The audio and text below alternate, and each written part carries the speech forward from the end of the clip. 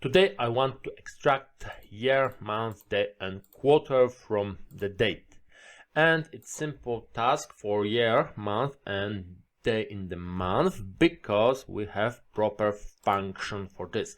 So year function to extract year, month function to extract the number of the month in the year, and day function to extract the day in the month from the date.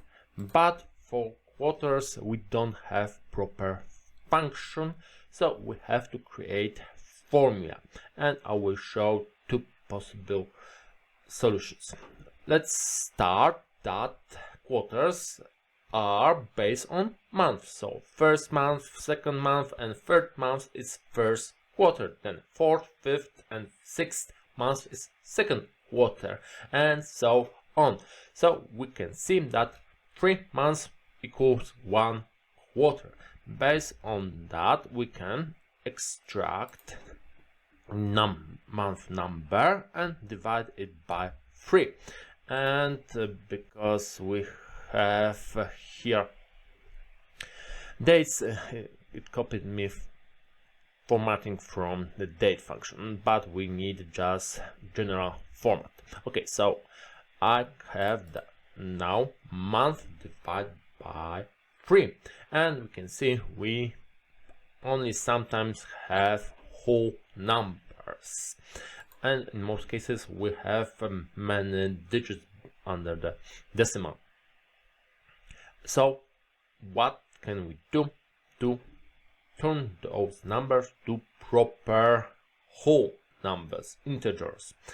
We can just round this up, and we want whole numbers, so 0 digits, and just like that we have the quarter number. But I prefer my quarters with a Q letter before the number, so one more modification for this, and we have our proper quarters.